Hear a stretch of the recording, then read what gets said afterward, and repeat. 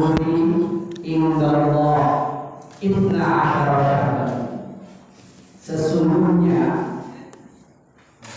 hitungan bulan di sisi Allah SWT itu ada Ibna asyara syahran, ada 12 bulan. Jadi 12 bulan yang kita kenal hitungannya langsung dari Allah SWT.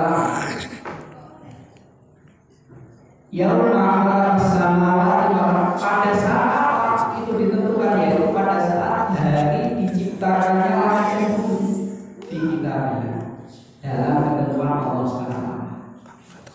Ada di dalamnya dari 12 bulan itu Allah memulihkan apa?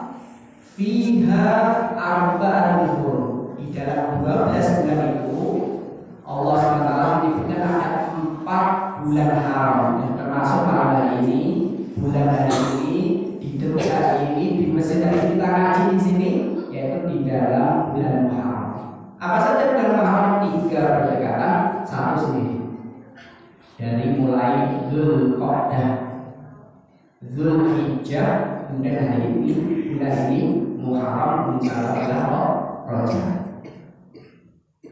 Di bulan Muharram ini dari 12 bulan yang dipilih Allah memilih 4 bulan yang dimuliakan, bulan yang disucikan, bulan yang banyak ulama di dalamnya. Ini menjadi saksi besok di hadapan Allah SWT. Ya Allah, dulu di bulan Muharram 1445 Hijriah kami pernah ngaji ayat-ayat itu ya Allah, pernah ngaji hadis Rasulullah ya Allah di Masjid Nurul Huda. Ya, kita habiskan sisa umur kita dalam rangka tolabul waman salaka ya Allah sufi ilman sahalallahu alaihi wasallam.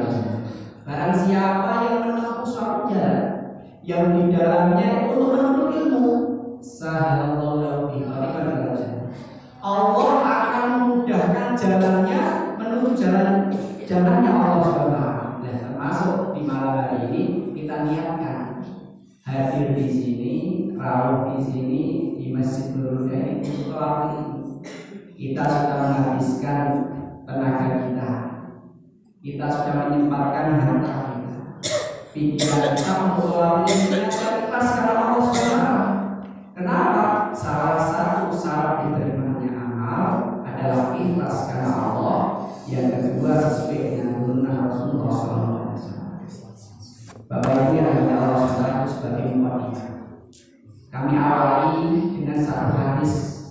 Nanti kita korelasikan dengan bulan Muharram yang banyak di keutamaan apa yang harus kita ambil, apa yang harus kita buat. Saya awali dari satu hadis sahih ada di hadis Arba'in An-Nawawi, diriwayatkan dari Abu Hurairah.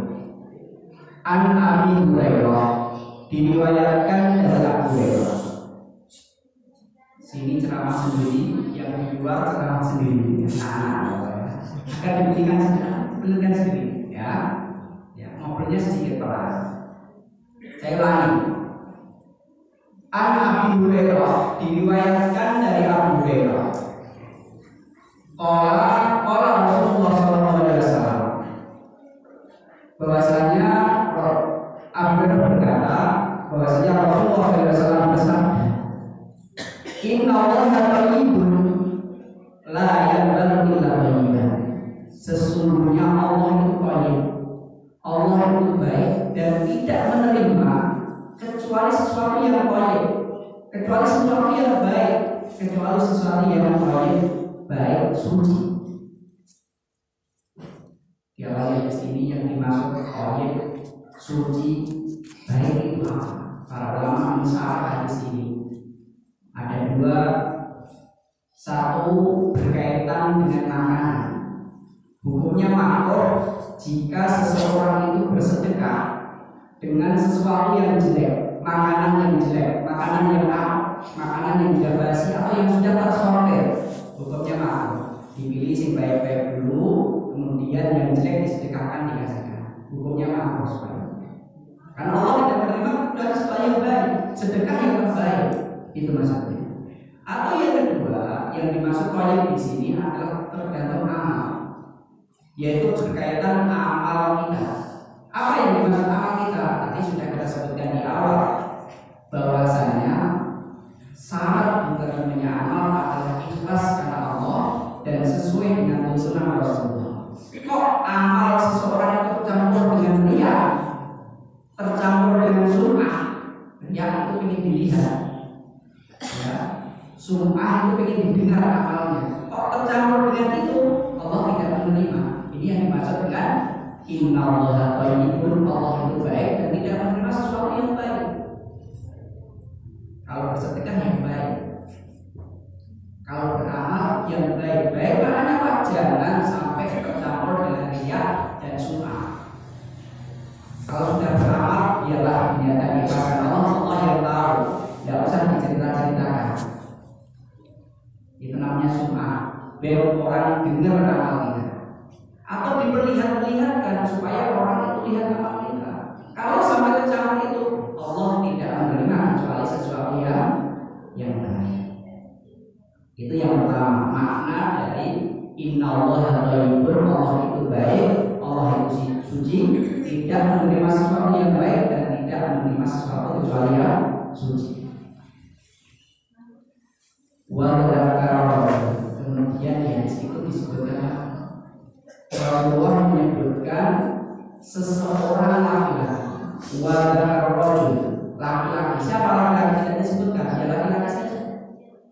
Yurinus safar. Yurinus safar itu diterjemahkan perjalanan yang jauh. Safar, bepergian yang jauh. Bepergian yang jauh ada dua. Di sini disebutkan satu adalah berangkat haji atau umroh ke Mekah sana. Dulu jalan kaki pakai onta. Ya jauh sekali perjalanannya, berbulan-bulan, capek. Ya di jalan banyak tantangan. Perjalanan jauh yang pertama. Yang kedua, perjalanan jihad fisabilillah. Kita tidak bisa bayangkan bagaimana perjalanan para sahabat ke Tabuk, bagaimana perjalanan para sahabat ke medan jihad yang lain. Perjalanan jauh, itu yang dimaksudkan milik safar. Perjalanan yang jauh. Kalau jenengan, Bapak Ibu yang ada di sini, perjalanan jauh kemana Bu? Kemana Pak? Yang dimaksud safar di sini kemana? Kalau ke Jepara, saya asli Jepara. Dan sama sekali itu sudah materi Pak, belum kenal. Di flyer itu ditulis Ustaz Usram Ngadi Bojo. Padahal asli Jepara. Asli Jepara. Enggak mungkin bahasa Jawa nih Bapak Ibu. Bu, Ibu, bahasa Jawa ini Bu. Kenapa begini? Saya aslinya Jepara. Bahasa Jawa kok nanti tidak salah-salah. Bahasa Inggris sama apa Ibu? Kenapa begini? Saya asli Jepara, sampai di Secang tahun 2008, masuk ke Secang tahun 2008 sampai sekarang di Masjid Al-Amin Secang itu 2008, mulai kenal Secang. Jadi sampai sekarang tinggal di Ngadirojo. Di Ngadirojo itu perumahan Punabakti Ngadirojo. Dari Secang ke Secang sekitar 3,5 kilo. Gitu ya. Yang dimaksud jalan jauh itu dengan sampai mana? Sini Jogja, sini Purworejo, sini Kebumen, sini Semarang, Klaten, Solo, Rembang, luar Jawa. Apa yang dimaksud perjalanan jauh? Safar itu. Kalau yang di sini syaratnya adalah satu, pergi haji atau umroh. Yang kedua, jihad fisabilillah. Kalau jenengan yang dimaksud perjalanan jauh kemana Pak? Yang sudah dibuat safar, karena di dalamnya nanti ada rukhsah keringanan. Bisa boleh untuk sholatnya berjamaah dan di kosong. Misalnya maghrib dan isya, zuhur dan asar, zuhur dan asar 2-2, atau maghrib dan isya 3-2 di kosong seperti itu. Menurut pendapat mazhab Imam Syafi'i, 86 kilo itu sudah termasuk safar, sudah termasuk safar, perjalanan jauh boleh kosong. 86 kilo kira-kira sampai mana Bapak Ibu?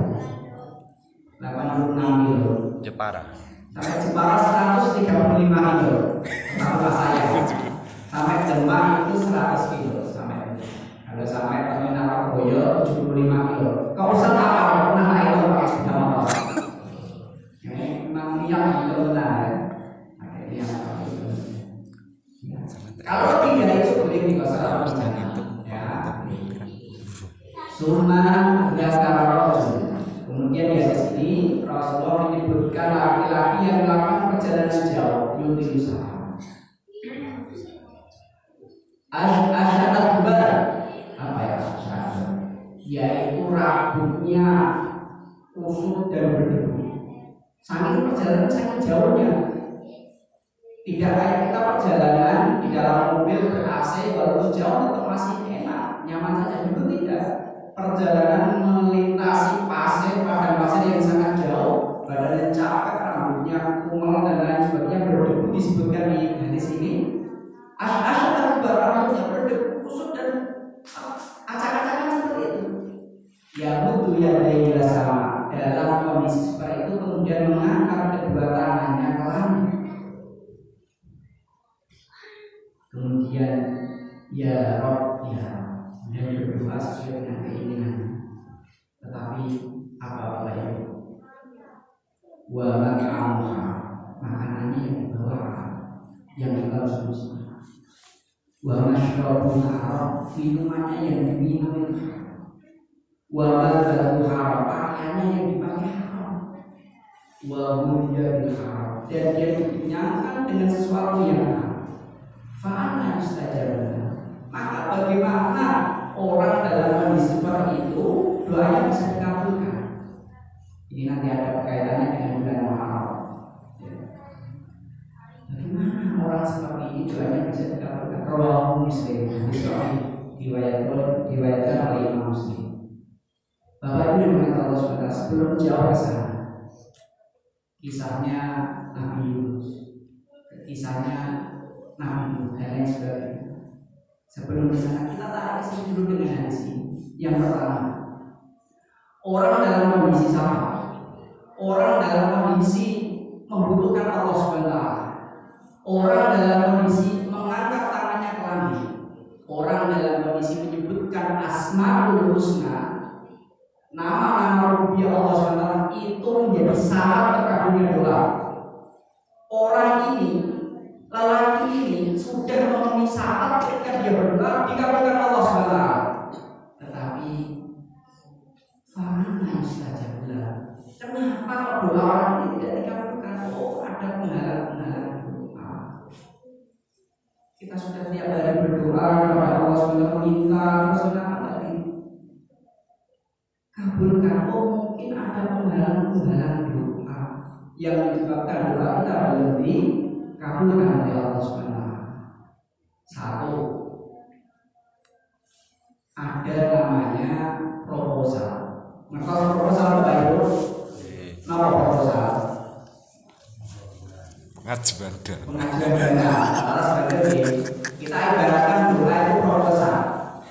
Ada proposal sebelum diterima, sebelum dibaca sudah ditolak dulu. Belum dibaca lagi, baru diterima ini sudah ditolak. Belum dibaca isinya, sudah ditolak. Kenapa? Proposal ini tidak sesuai dengan SOP. Apa itu SOP? Nama? SOP itu panjangannya SOP. Itu apa ya SOP?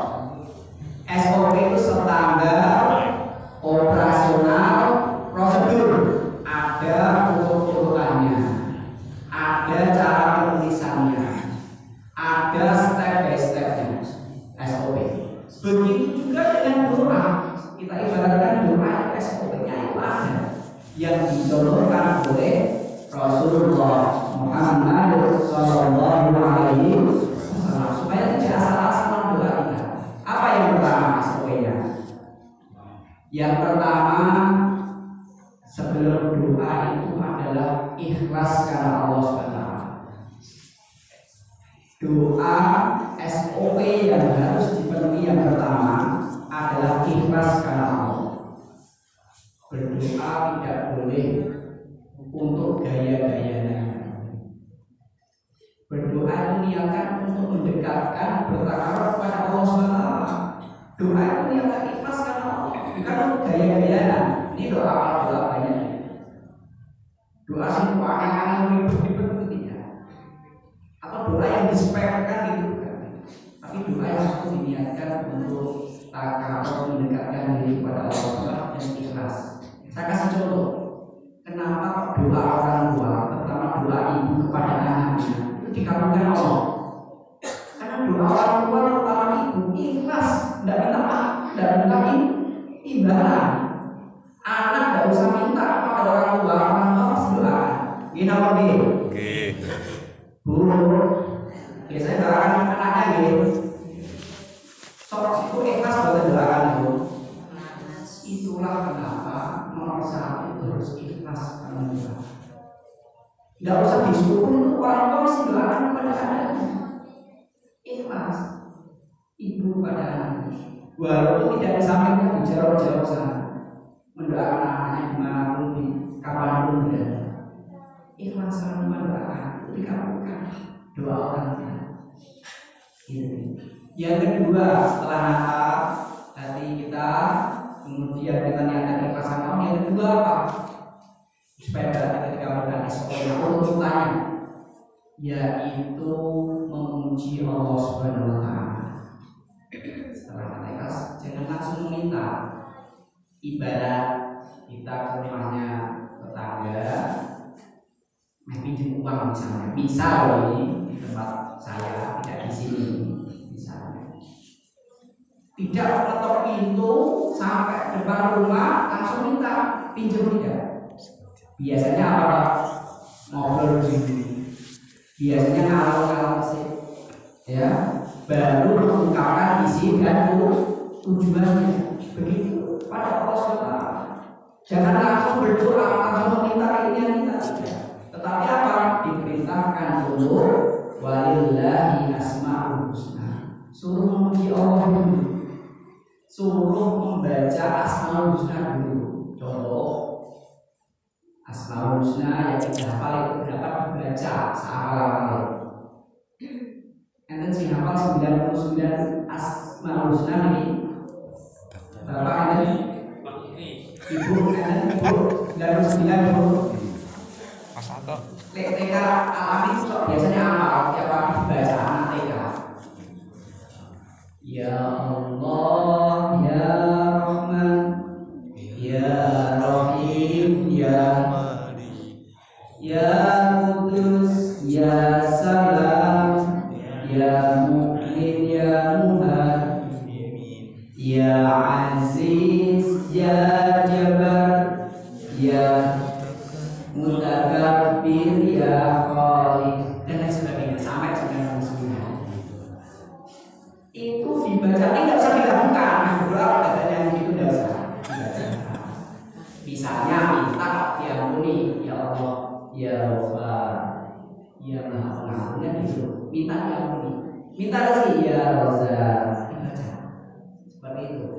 Yang dibaca dipuji Allah sebanyak-banyaknya. Biarkan lisan kita itu basah dengan zikir memuji Allah SWT. Ya, pengen kita apa? Pengen diampuni, disebut ya Ghafar, ya Ghafar, ya Ghafar, sebut sebanyak-banyaknya. Bahkan Rasulullah mencontohkan istighfar 70 atau 100 kali di riwayat yang lain dalam sehari. Istighfar memuji Allah. Kemudian ketika kita minta sesuatu, minta anak kita baik soleh dan sebagainya, dipuji Allah sebanyak-banyaknya. Ya Rahman, ya Rahim. Hafalnya itu tidak apa-apa, baca sebanyak-banyaknya sebelum berdoa. Ya Ghafur Rahim, ya Malik, ya Jabbar, baca Allah sebanyak-banyaknya. Itu yang kedua, tidak langsung meminta. Kemudian yang ketiga, apa langsung meminta? Tidak. Yang ketiga adalah bersolawat kepada Rasul. Ini urutannya. Urutan dalam berdoa. Bersolawat kepada Rasulullah. Bagaimana cara bersolawatnya? Bisa di awal, bisa di akhir, atau bisa di awal dan di akhir dan di tengah. Semuanya berdoa, bersolawat kepada Rasulullah. Ya, solawat kemudian dilanjutkan dengan doa. Kemudian solawat lagi berdoa, ditutup dengan solawat. Itu caranya seperti itu. Dari mulai menatapnya dulu, kemudian memuji Allah Allah Subhanahu wa taala dengan asmaul husnanya dibaca, ya, kemudian bersolawat kepada Rasulullah SAW. Kemudian selain itu apa? Yang bukan di sini.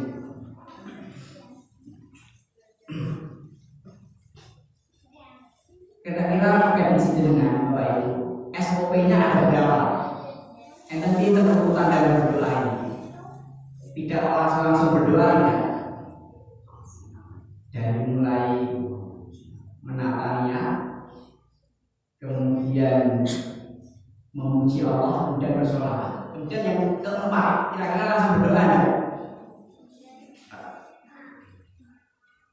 Berdoa kan Bapak Ibu? Betul. Minta ampun bertobat kepada Allah Subhanahu. Ya, apa keinginan kita benar, yaitu yang dilakukan adalah bertobat kepada Allah Subhanahu. Saya ceritakan satu, yaitu kisah Nabi Yunus. Nabi Yunus ini berdakwah pada kaumnya yang bandel. Kemudian menyatakan, Ibu, kenal Nabi Yunus, Bu? Kenal Nabi Yunus badan? Kenal? Kenal Nabi? Nabi Yunus itu berdakwah, kemudian menyampaikan kepada kaumnya, hei kaumku, ini kalau kamu tidak beriman, nanti akan turun azab dari Allah Subhanahu wa taala. Kapan? Ini kaumnya itu ngeyel. Ya akan. Setelah itu karena tidak kuat, Nabi Yunus meninggalkan kaumnya. Ya, dengan prediksi nanti kalau azab datang di kaum tersebut dia sudah jauh. Nabi Yunus sudah jauh. Karena nanti akan ada azab di situ.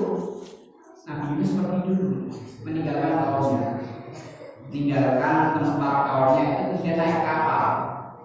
Setelah naik kapal, ternyata kapalnya oleng, kena badai. Ya, dicari penyebabnya ini. Kenapa bisa oleng? Bisa bilang barang-barangnya ditulis semua, masih oleng. Akhirnya diundi. Terus ada salah satu dari penghuni kapal ini, harus ada yang turun, kalau enggak ini mati semuanya. Diundi satu kali, Yunus keluar. Enggak mungkin ini orang soleh ini. Jangan diundi lagi yang kedua, tetap masih keluar lagi Yunus. Jangan. Yang ketiga tetap keluar, namanya kemudian itu ada Nabi. Terus kemudian di apa?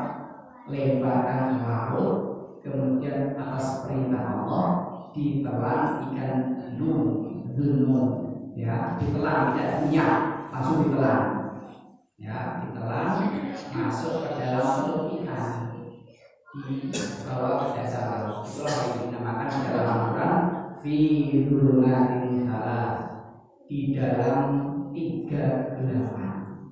Wes patang budet. 3 gelapan itu apa maksudnya? Gelapnya malam hari. Malam hari. Gelapnya dasar laut. Yang ketiga gelapnya di dalam perut ikan. 3 gelapan itu sudah bisa lihat apa-apa. Kemudian Nabi Yunus salah ternyata meninggalkan kaum yang tapi tidak mau beriman. Kemudian diperingatkan oleh Allah SWT, dia sadar, akhirnya di dalam perut ini bertobat kepada Allah SWT dan diabadikan di dalam Al-Quran. Gimana bunyinya? Ada yang apa? La ilaha illa anta subhanaka ini kuntu minal zalimin. Itu adalah lafal doa taubatnya Nabi Yunus ketika meninggalkan kaumnya untuk pergi tidak berdakwah lagi di situ. Ya, diperingatkan di dalam riwayat 40 hari di dalam pernikahan. Dibaca itu sudah ada cara di dalam pernikahan. Kita baca sama-sama. La ilaha illallah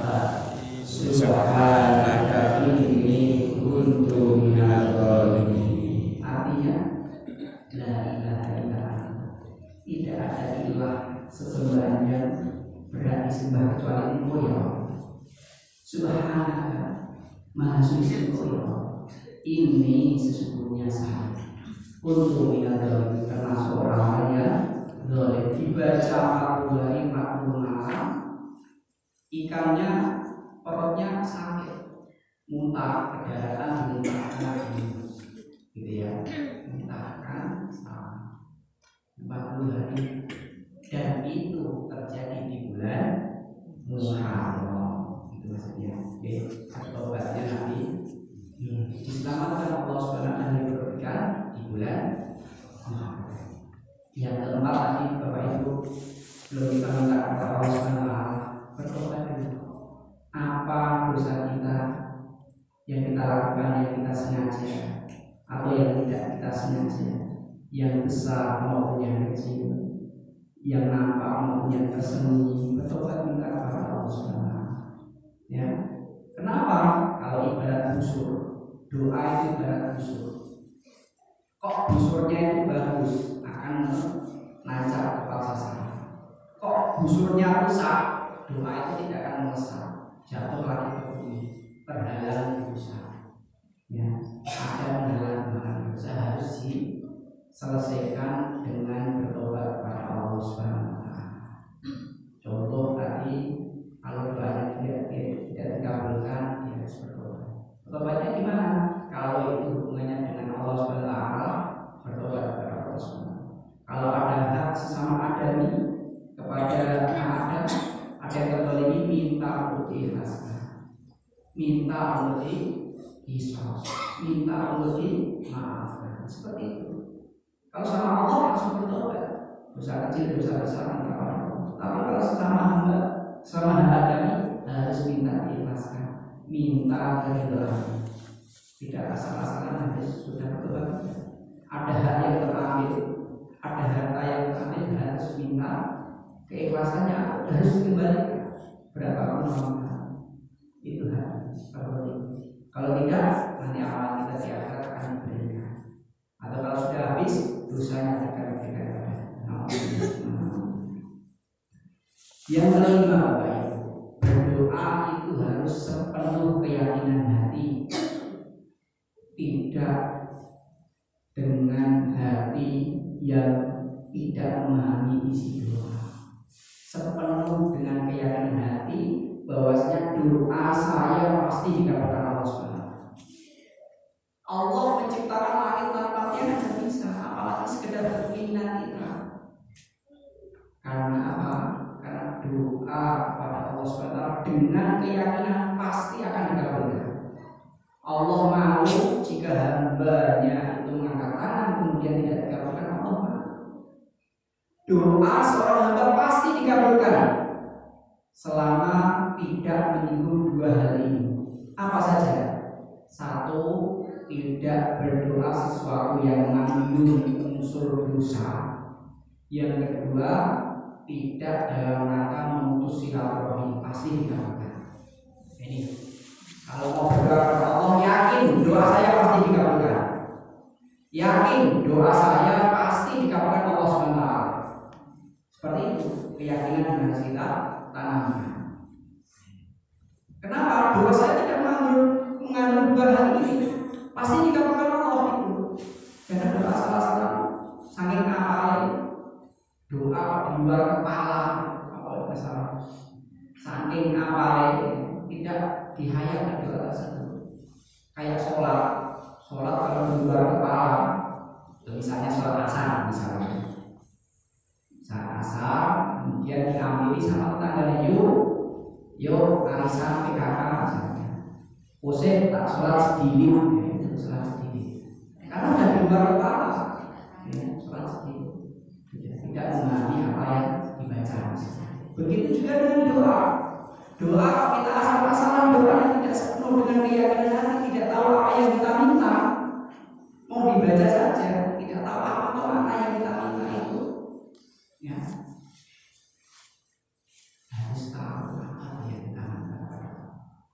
Ya, harus yakin bahwa tadi kabul. Kenapa tidak ada unsur doa ini? Saya tidak berdoa untuk sesuatu yang berusaha. Saya tidak berdoa untuk sesuatu yang memutus silaturahmi, pasti dikabulkan. Seperti itu. Seperti keyakinan. Selanjutnya, yang keenam, kalau berdoa kepada Allah SWT jangan terburu-buru. Ya Allah, saya sudah berdoa sekian saya kok belum dikabulkan, tidak boleh. Kata-kata itu tidak boleh diucapkan. Allah Maha tahu kapan doa dikabulkan. Karena doa itu dikabulkan dalam 3 bentuk. 1, minta langsung diberikan Allah SWT. Ya Allah minta ini, langsung diberikan Allah dalam bentuk ini. Karena pasti dikabulkan 3 bentuk ini. Atau yang kedua, minta A tetapi dikasih B, karena setara dengan A dan yang lebih baik daripada A. Gitu ya. Akan diberikan Allah SWT dalam bentuk lain yang setara dengan permintaan kita atau lebih baik. Coba bayangkan. Kadang kita sadar menyadari minta ini tapi dijauhkan dari musibah dan lain sebagainya. Itulah salah satu jawaban dari Allah SWT bahwasanya doa kita dikabulkan dalam bentuk lain. Atau yang ketiga, A tidak dikasih, B tidak dikasih, akan diberikan Allah SWT di akhirat kelak dalam bentuk yang paling baik. Pasti dikabulkan tiga-tiganya. Tidak mungkin tidak dikabulkan. 1, dengan keyakinan hati pasti dikabulkan. Yang selanjutnya tidak terburu-buru, tidak boleh diucapkan kata-kata terburu-buru menghakimi Allah SWT. Ya Allah, saya ingin ini dikabulkan. Saya sudah berdoa seperti ini kok tidak dikabulkan. Ucapan itu tidak berada dalam berdoa. Salah satu penghalang atau faktor tidak dikabulkan doa adalah terburu-buru. Seperti itu. Yang selanjutnya, memilih waktu dan tempat yang mustajab. Memilih waktu dan tempat yang mustajab. Kapan? Kalau waktu yang mustajab ada waktu namanya sepertiga malam yang terakhir ketika habis sholat malam, itu waktunya untuk beristighfar.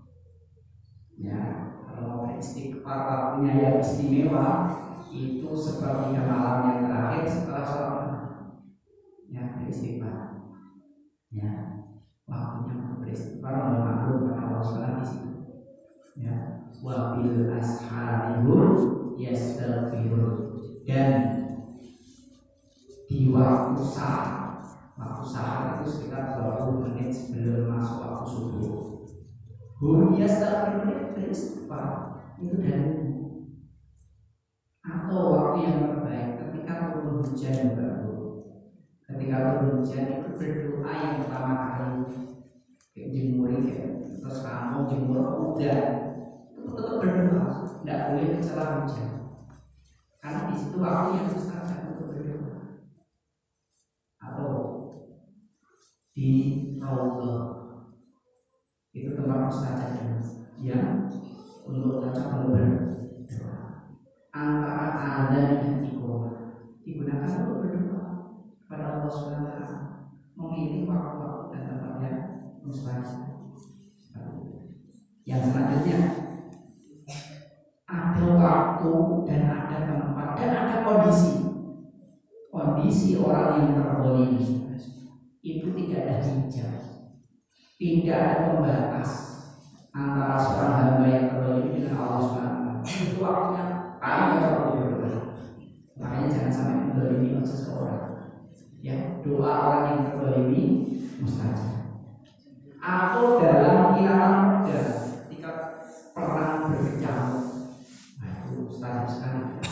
Jadi, selanjutnya berdoa itu dengan suara yang lirih, tidak perlu teriak-teriak, menghayati keyakinan dengan suara yang lirih, merengek-rengek kepada Allah SWT. Apa yang kita bertobat itu juga, ya, benar kepada Allah SWT. Saya ambilkan salah satu kisah ini terjadi juga di bulan. Kisahnya Nabi Nuh. Nabi Nuh ini diberi umur panjang oleh Allah SWT 950 tahun. Nabi Nuh ini meminta kepada Allah SWT, sudah dakwah. Ya Allah, saya minta ini kalau kaumku tak dakwai itu sudah aneh. Tak dakwai tangannya ditaruh telinga, ditutupi. Siang malam berdakwah, tidak ada yang ikut beriman. Kalau mau dibuat rata-rata Bapak Ibu, dakwah 10 tahun itu pengikutnya 1. Nabi Nuh itu, coba bayangkan kalau hari ini, ya, ketua partai misalnya partai 10 tahun pencobanya musisi, mereka sebagai apa? Ya, orang jualan 10 tahun, ya, kok yang beli 1, ada jadi jualan, ya. Ketua RT 10 tahun menjabat ketua RT, kok anggotanya musisi, ya, bosan ya, anggotanya. Ini Nabi Nuh berdakwah 10 tahun rata-rata, 10 tahun itu yang ikut 1, ya. Selama 950 tahun yang ikut tidak lebih, ya, sekitar 80 orang. Dan sekian akhirnya Allah minta kepada Allah, ya Allah, musnahkanlah semuanya, dari yang besar, yang kecil, yang perempuan, yang semuanya tanpa terkecuali. Kenapa seperti itu? Karena kalau nenek moyangnya, bapak-bapaknya tidak beriman, anaknya juga seperti itu tidak beriman, dintai semua. Itulah generasi kedua setelah Nabi Adam. Setelah Nabi Adam habis, tinggal yang dibakarannya Nabi, yang beriman saja, sama sepasang dari hewan. Dihabiskan oleh Allah SWT, tetapi sebagai pemimpin, tetapi sebagai kepala keluarga, ya, ngontrol. Ini sudah masuk kapal sudah semuanya. Dicari anaknya, oh ternyata di sana masih bergerombol sama orang-orang kafir. Ya bunayya kan ma'ana, ya Al-Quran seperti itu. Wahai anakku, ya bunayya, wahai anakku, mari kamu sini bersama kami. Bahasanya seperti itu di dalam Al-Quran. Ya bunayya kan ma'ana, wahai anakku yang saya sayangi, sini naik kapal bersama papi, misalnya ya, dengan sekarang ya, bersama papi, bersama ayah, bersama bapak di sini naik kapal. Ya, kamu nanti akan mengira pada azab Allah, ada banjir besar. Ya, saking sayangnya orang tua. Tapi jawabannya anaknya, nanti bapak kalau ada air yang banjir yang besar yang tinggi, sa'awi ila jabal yasiminal, akan naik gunung yang tinggi, akan selamat dari air. Akhirnya apa? Tertenggelam banjir. Ya, banjir itu sampai gunung, tidak ada yang selamat kecuali yang dibakar tersebut. Ya, itu doanya Nabi Nuh, dintai semuanya, dia bisa berakhir, tidak ada yang selamat termasuk anak. Ya, itu permintaan Nabi, dan itu terjadi juga di bulan Muharram. Ya, itu doanya. Yang selanjutnya, berdoa itu dengan cara mengangkat tangan. Bagaimana cara? Coba, saya pengen lihat kalau Bapak Ibu berdoa mengangkat tangan seperti apa. Coba saya ingin lihat. Monggo silakan. Berdoanya seperti apa? Yuk, berdoa. Seperti apa berdoanya? Terus. Itu terus. Ya, betul. Ini saya ambilkan dari hadis Rasulullah, bagaimana Rasulullah berdoa. Doa yang standar dulu, ya, doa yang standar dulu. Ini orang bilang ini udah bagus doa nih, gitu katanya dia. Saya ambilkan dari hadis Rasulullah cara berdoa mengangkat tangan. Ya, doa yang standar, walaupun nanti ada yang doa seperti ini Bapak Ibu. Ini doa ketika istisqa,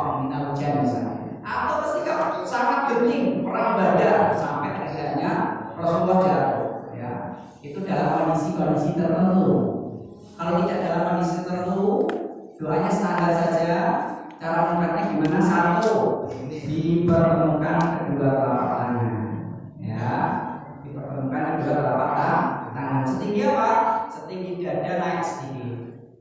Kemudian apa? Wajah kita menghadap kedua telapak tangan kita.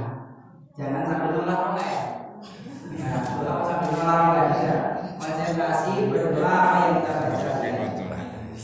Itu kondisi yang standar, kondisi ideal, kondisi dalam standar.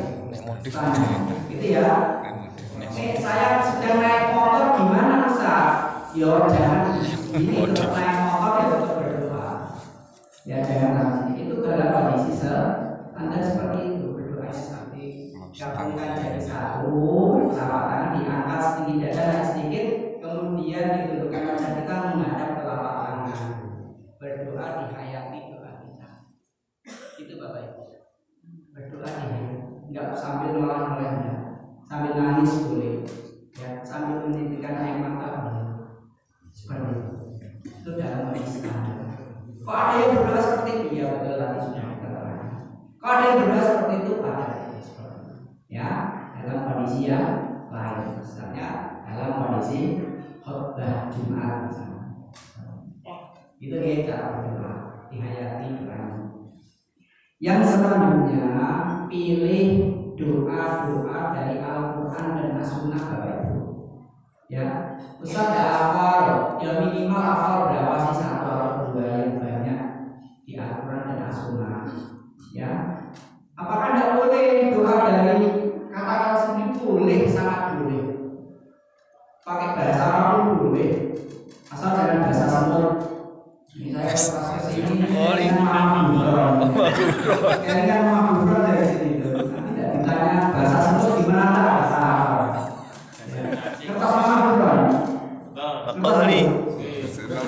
Besok bahasa semut gitu bahasa Arab.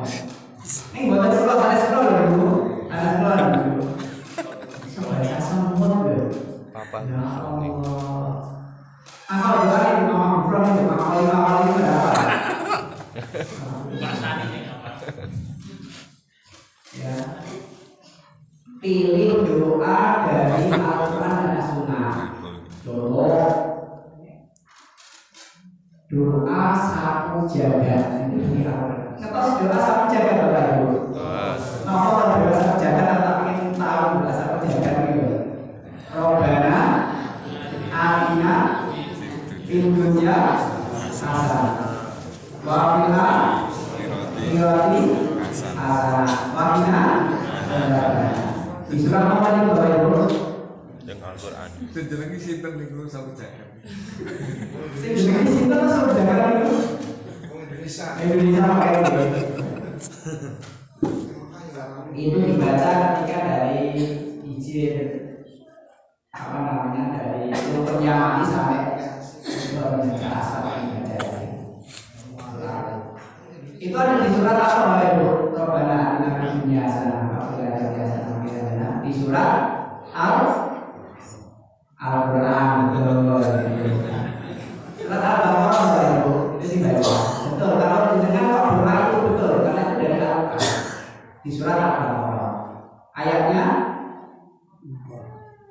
nanti dibuka lagi ya 201 ya. Nah, itu dibaca betul.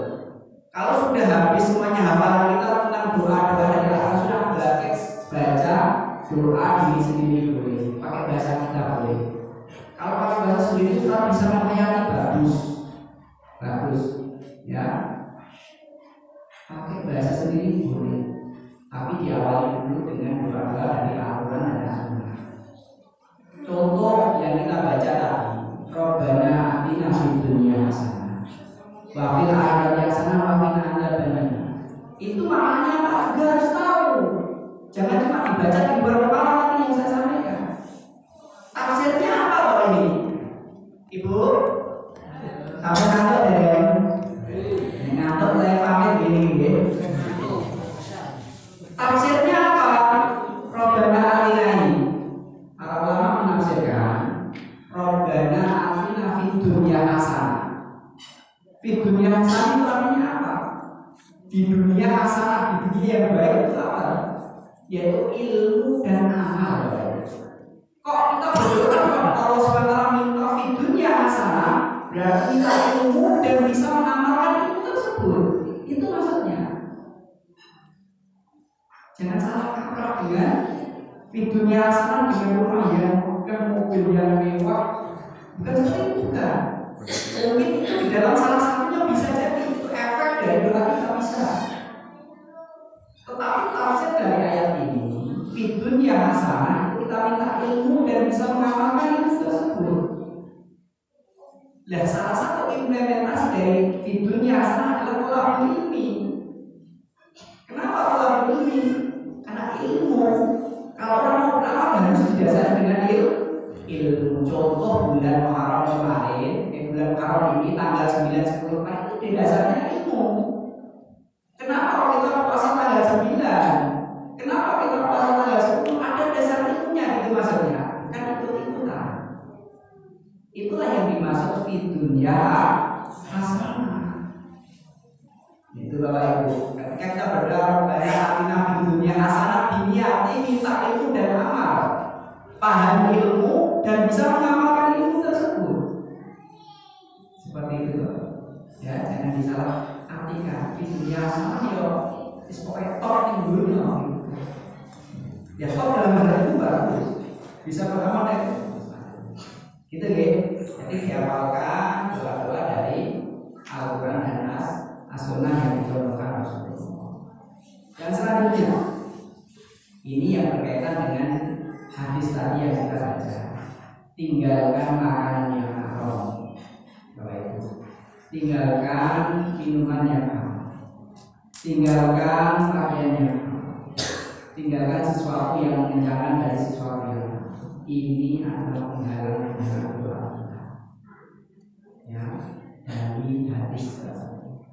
Tinggalkan, diseleksi, ya, dicek. Kenapa saat Nabi Muhammad? Salah satu sahabat Rasulullah itu doanya pasti dikabulkan Allah SWT dengan dia menyeleksi sebuah nasi makanan yang masuk ke dalam diri, dalam mulut. Itu pasti, ya, halal dan baik. Itu menjadi faktor dikabulkannya. Yang selanjutnya,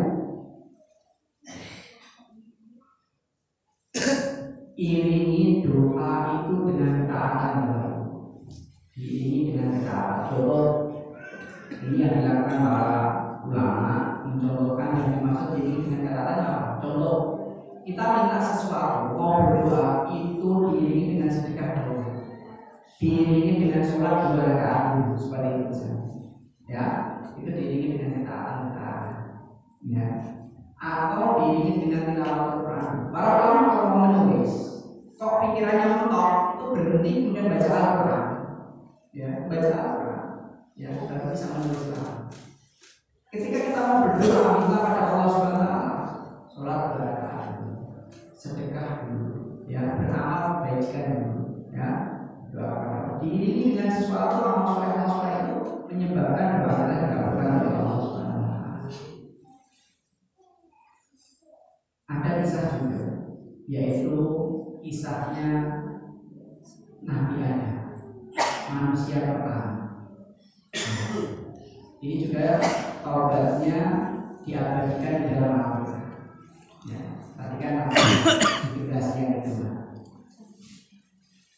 Nabi Adam itu oleh Allah SWT silahkan makan sesuka, minum sesuka. Ya, kesepian diciptakanlah pasangan. Ya, tapi satu syaratnya, jangan mendekati pohon